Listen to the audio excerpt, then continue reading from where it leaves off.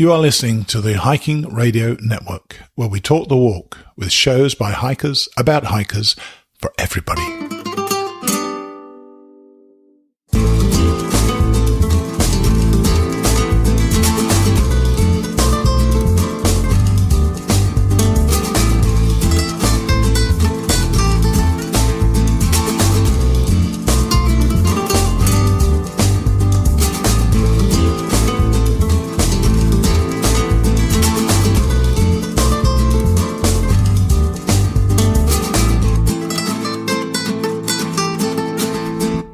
Hi, and welcome back to Mighty Blue on the Appalachian Trail, the Camino de Santiago edition. This next 4 or 5 weeks, we're going to be all about the journey that my niece Emma and I are taking on the Camino de Santiago. And while I remember, people I know have been writing me to steve@hikingradionetwork.com, and I haven't received a single one of those emails. Now, I don't know what's going on. Maybe I've been hacked. I'm not terribly sure.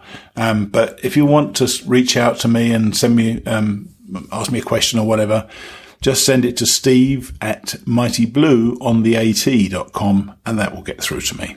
I'm glad I mentioned that. We're going to be making 1-2 changes to the show, but not today. I'm exhausted. I left you about, 60 odd miles ago in Nigeria. We've had 4 days since then. And, it's been quite a great time. You know, the weather hasn't been great. We've lost a lot of these lovely views because of the cloud and the mist all over. But there's something about walking along in the quiet, heavy, what's the word for it? Almost the mugginess of the morning, as the mist is all around you. You hear birds really making a heck of a noise. You hear the odd dog from a distance and something very, very quiet in the early mornings out here. But we've done about 60 odd miles, as I say, so we're pushing on. Let's hear what happened on day number 10. Day 10, Nigeria to Santo Domingo, which is 13.4 miles. Which with our new calculation of trying to do 15.45 miles a day, that is a 2.05 mile debit. So we're now 0.5 credit. We woke early in our albergue. You tend to do that always in an albergue because somebody wants to get up early. Some bloke got up about 4 o'clock apparently. I had a lousy night because it took me about 3 hours to work out that the fact that my bed was too short for me could be helped if I lay at a diagonal. And my feet were hurting every time they touched the end of the bed. It was all a bit of a nightmare, to be honest with you. But I worked it out in the end. Duh. We were expecting rain later in the afternoon, so an early start was what we thought was a really good idea. And once again, we made a bit of a logistical error. We set off in search of coffee, and it was really, really dark. And as before, when we'd bypassed that bar a couple of days before for a better bar, it was soon evident that we were heading out of town without passing anywhere for breakfast or for coffee, which felt like a bit of a nightmare, to be honest with you. I really could do with my coffee early in the morning. I felt sort of lethargic and just listless all day long. We were led out by a solitary woman using just a torch on her phone. Because, of course, when you get away from a town and you get onto these unmade roads out of town, it is really, really dark. And sunrise was still nearly an hour away.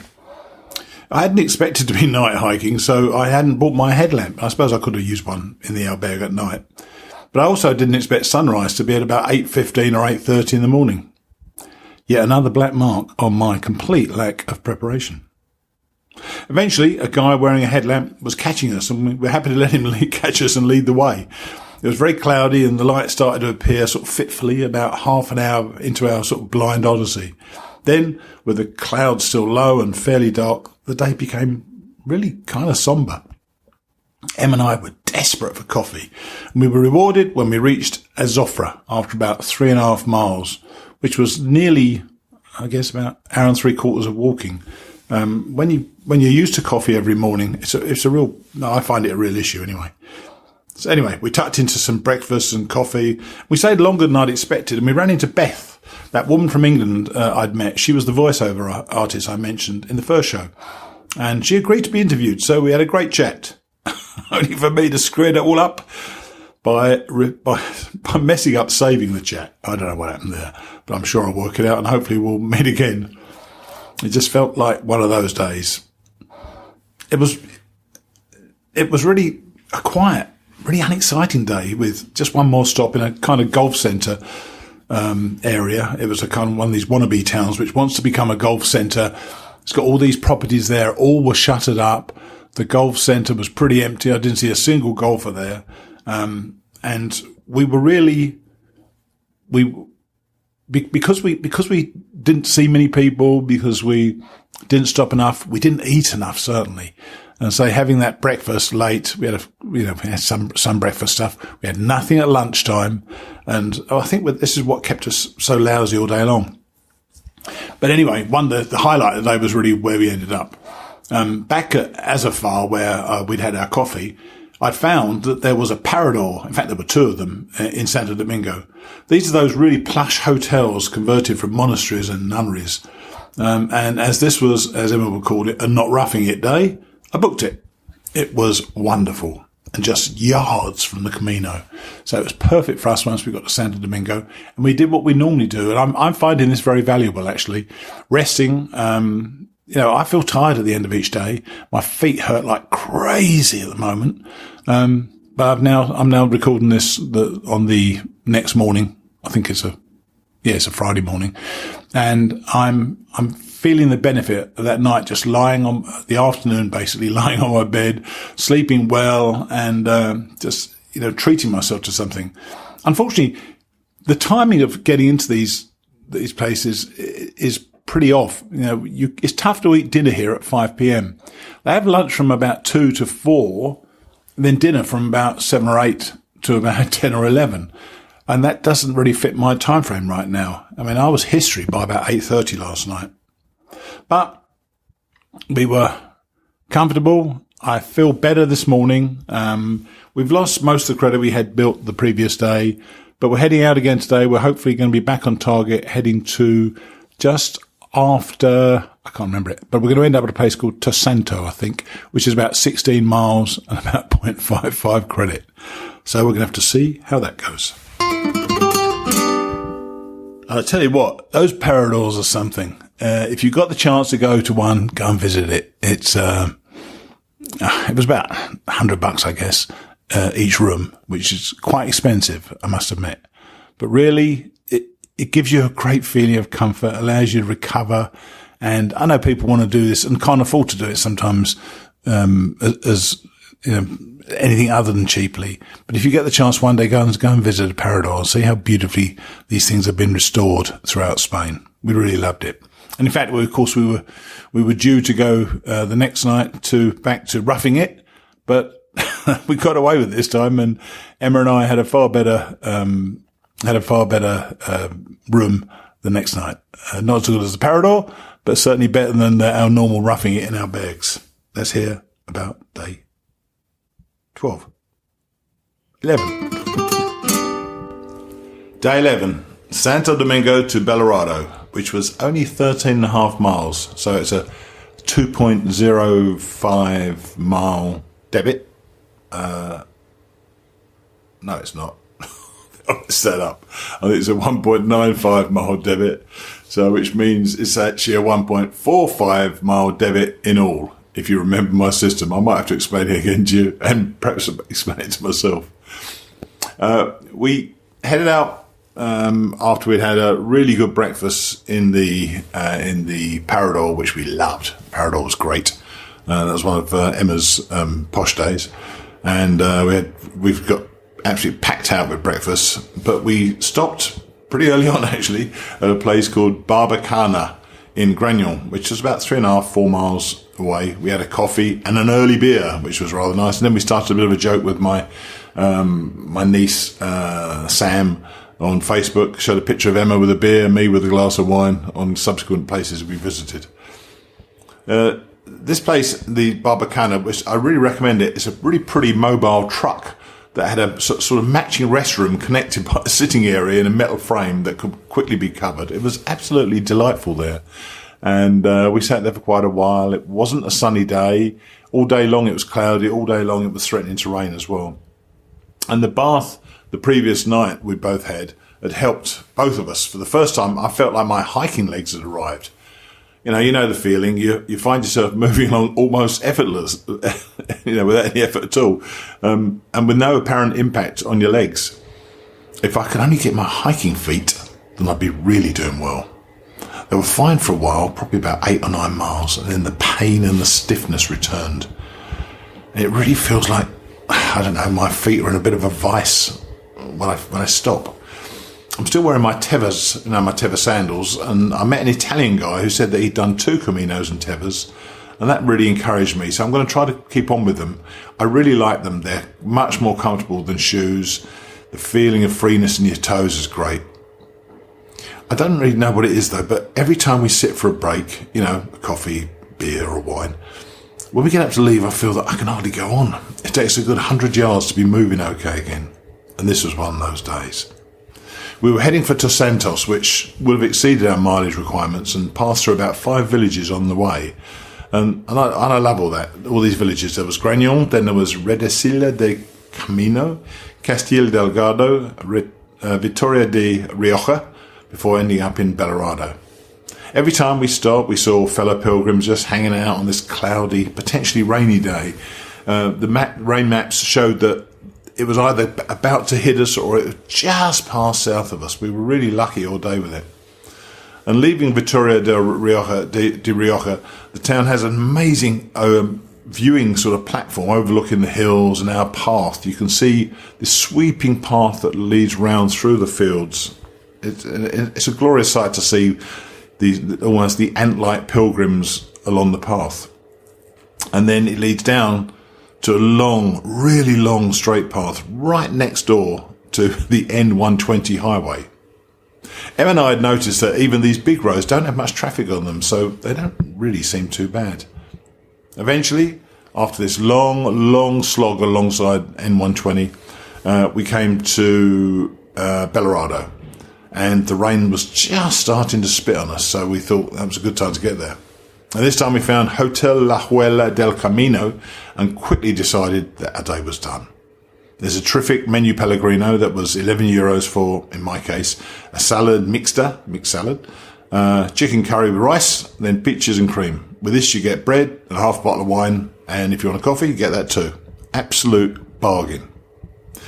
I knew that there were rooms in the place and got 2 of the beds in a room with 4 beds. It was €25 each, which is a lot for an albergue, but this is a private albergue.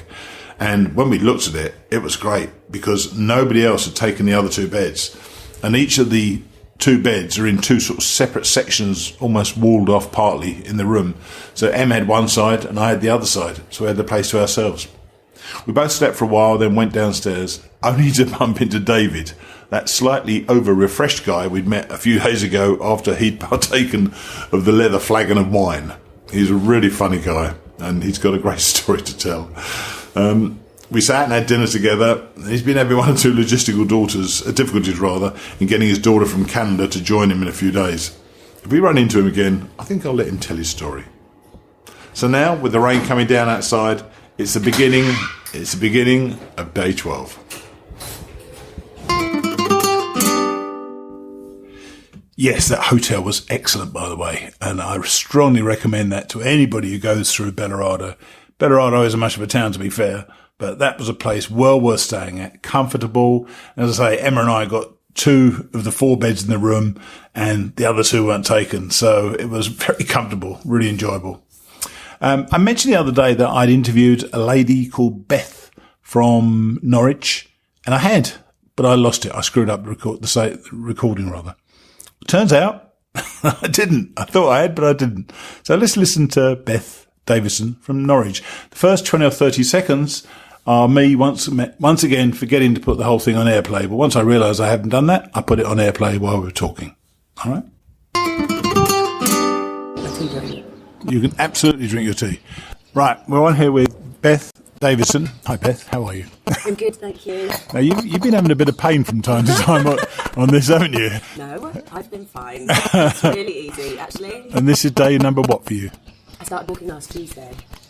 So 10-ish, 10, yeah, something like Yeah, that. today's Thursday. And how you finding it?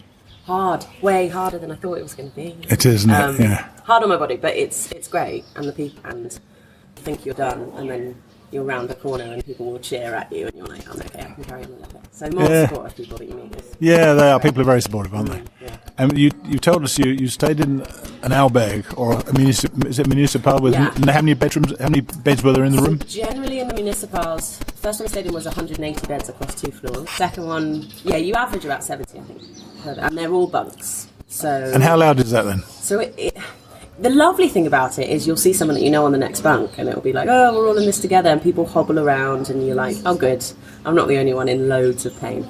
But when you wake up in the middle of the night, or when you can't fall asleep, and you know what one snorer's like, and then if you times that by about 10, and there's just a sea of snoring. But there's also, it depends. If you're sleeping well, it's quite peaceful because you've got the rustle of sleeping bags and heavy breathing, and you're like, everyone's so relaxed. But if you're not sleeping well, it makes you want to do horrible things to sleeping.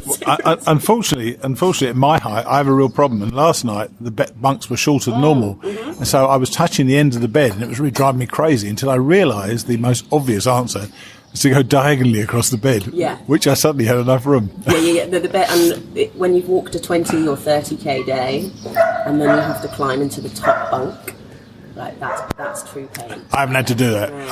Emma always puts her hand up for the top bunk, so very kind, very charitable.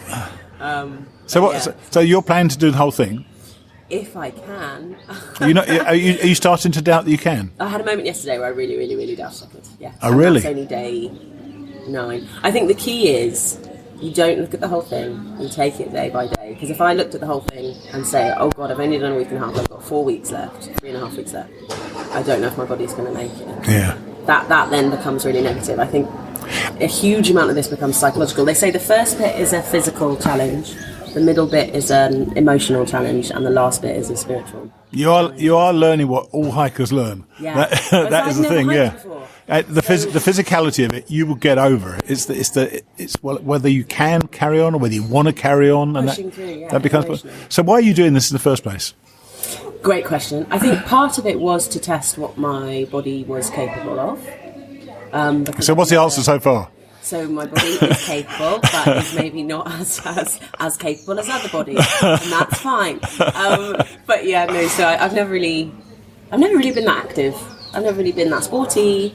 I've always sort of felt like I couldn't be that sporty, and so it's nice to be able to push myself to do something. Do you have any spiritual element to it at all? Yeah, definitely. Oh, you do? So the other half of it is a spiritual thing. So I would never classify myself as religious. I've never been a practicing Christian. I've never been practicing anything. Yeah. Have you looked into some of the churches? Yeah, I've looked amazing, aren't they? And they're incredible. And chatting to some people who are doing this for very religious reasons has been really interesting. And I don't know. Yeah, there is an element of it. In England, you just sound like a bit of a hippie when you start talking about that stuff. And not in Spain. Not in Spain. No. Definitely not on the Camino. You can have really great conversations with people about their beliefs or their spirituality or why they're doing it or. Yeah, so I think my reasons fall into 2 categories. And then as soon as you ask that question to someone, you sometimes get very... something happens. You've known someone for 3 days. Absolutely. But once you cross the Pyrenees with them, you're bonded for life. Tell us about that. Tell us about crossing the Pyrenees. That was day 1. And there were... I'm so stubborn. There were 2 options, and one was easier, but I ended up doing the Napoleon Way over the top of the Pyrenees, which is a 26k day, I think, to start off. And the elevation was about... 1,400. We went up by 4,000 feet on the day. Yeah. That's a large climb. Instead of doing the period. But then you feel incredible at the end of it. And you feel broken and in pieces, basically. And they were very nice to me. They picked your pieces up. They did. And after a shower and some food, you start to realise just the tiny things that are important, like a shower. Oh, yeah, totally. It just takes on a whole new meaning. That's why Emma and I are interspersing the crap places with the great places. Yeah, you're doing it, in style. In some sort of style. So have your plans changed at all since you started, or are you still on with roughly what your plan was? I'm 1 day behind my book, I think, but my book says to do it with no rest days, and I've taken, not a rest day, but I did 2 half days. Yeah. And I think I'm planning another rest day in a couple of days. But we'll see. I think if I can do it in 35 days, I'll be really pleased. Perfect. I imagine, it can't really be longer than 40 because I have to go back my life. We'll see. Well, good luck and buen camino. Thank you. I'm delighted to be able to tell you that Beth is still moving on. She's still hurting, like we all are. But we saw her last night, I think it was, last Saturday night, just the day before now. And she's still moving on. I think she's, like I say, like all of us, we're all carrying our pains right now, but it's not enough to stop us. So hopefully we're going to bump into Beth once more. Now, we had day 11. Let's move on to day 12. Day number 12, which took us from Belorado to, it's probably called Ager. It's Ages, with an accent on the E and an S. Ager.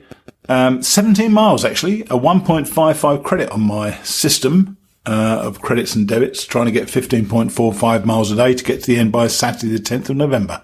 So we are now precisely on schedule rather. The miles really flew by today, with an early start from Belorado being the catalyst. We got out nice and early. The cloud was low once more, and we knew that we were in for a steep climb up to just under 5,000 feet, which is the highest we'd been since we went over the Pyrenees on that first day. That extraordinarily tiring first day, in fact. Em and I set off with no others around, and it's really kind of strange when you go out there and it's misty and there are no cars on the road. It's really, really quiet, but beautiful in its own eerie sort of way, you know. We didn't see any of the hikers, as I say, until we reached the first pit stop. The Ways of Coffee recharged us, and we chatted with a few other hikers as they arrived. We bumped into and sat with an Irish couple, Mike and Trish, who were a couple of years younger than me, and we headed out with them. The real climb hadn't started yet, and Mike and I chatted amiably as Emma and Trish sort of tore ahead. I loved hiking with Emma, but it was nice to have another temporary companion. A second cafe a few miles on called for a beer, as well as a coffee, as we were about to hit the uphill. This time, Emma and I tore at it, and we soon left Mike and Trish behind. I think you have to take those inclines at your own pace, because if you don't, you do it at somebody else's pace, you're just not going to do it as well. And both Emma and I were really up for this. We knew it was coming, and we were ready to make that push uphill, and we got up there pretty well. The cloud got thicker and thicker as we were pushing, but we felt the strength to keep at it, so we kept going. Now, several miles further on, and knowing there wasn't another stop until after about 12 kilometres, we ran into, and we often say we've seen a mirage. We think we see a bar ahead, but we don't really. And this time there was El Oasis del Camino, a mobile setup with a gorgeous Spanish woman who was happily playing with a dog. It was kind of weird, actually. She seemed to have set up one of those courses that you see dogs run at Crufts or the Westminster Dog Show. Still, she seemed happy, and so did the dog. Now, the cost of coffees, and I've seen this a few times, was donativo, which means donations. I think that this is a far, far better business model for some of these places, because the set prices are so cheap, and hikers don't want to seem mean, so they put in more for coffees when there's no actual charge for it than they do when they're actually charged a small amount. It's kind of odd, really. We certainly paid more for coffee than we needed to, so smart people, these Spanish. As we left the Spanish woman, the clouds were starting to clear. We hadn't been able to see too much anyway, as our uphill path had taken us through a beech forest, though on an incredibly wide path. Sometimes the path was as wide as about 30, 40 yards. And as the cloud cleared, the forest disappeared. We had another glorious view to accompany us on this hike down into Ager, our destination for the evening. There were some very similar grasses and bushes and gorse to some of the golf courses west of London, like Walton Heath and Wentworth and Sunningdale. Now, that won't mean much to any of you, but many of you is. But it will do if you ever played those glorious courses. At Ager, we were happy to get into beds. We were happy to get 2 beds in an auberge and spent the evening downloading from Netflix on a pretty lousy Wi-Fi in the pub next door over a glass of wine. Oh, one thing we did as soon as we got there, by the way, we watched a Southend United match. Emma and I are crazy Southend United supporters, and I'm named after the Mighty Blues, as we call them. So that was a wonderful thing. But downloading over incredibly slow Wi-Fi is a nightmare. I suppose the one thing that long distance hiking does give you is patience. Well, I really enjoyed that hike, but the night I spent, it was so uncomfortable. My feet were hurting all the time. Made for a really lousy day 13. And I think I found this day 13 the toughest day so far. So let's get out of the way, shall we? Day 13, which means nearly 2 weeks into it. We went from Arges to Burgos, mile 175.7, meaning we did 13.8 miles today. Now, I know it was a deficit of 1.65 miles, which is the total of miles we're behind schedule. Pretty good, I think. Another cloudy, quiet start after breakfast of eggs and coffee. It was almost spooky as we headed away from Arges down along the road. Today there's a lot of road walking, and I don't really like too much road walking, to be honest with you. But there was another hefty-ish climb, and that climb was over a lot of wet stones and earth, making it fairly precarious. As we went up, there was a military zone to our left. It's the hugest sheep I have ever seen in my life. They looked like flipping small horses. It was amazing. We were joking the military had been experimenting and were trying to come up with sheep the size of camels. As we struggled uphill, nothing like the smooth climbing the previous day, several hikers caught and passed us. Once off the hills, there was plenty of more road walking, though the roads were incredibly quiet. A couple of beer stops and we approached Burgos. Now, we knew Burgos to be quite a large town, so we knew we'd be in the outskirts for a long time. But it seemed interminable, especially as we skirted the airport before being led through one of the less salubrious parts of town. Entering these bigger towns is kind of unpleasant. You enter the small towns and there's an approach road and virtually no cars. You walk into it and you're in the town in these pretty old cottages and rundown buildings sometimes and cafes and so on. Entering a big town, and Emma and I talked about it, it must be difficult actually to logistically get people into a town without just causing too much disruption. So they do take you in some, well, let's say less, I don't know what the word is, but very unpleasant parts of town sometimes.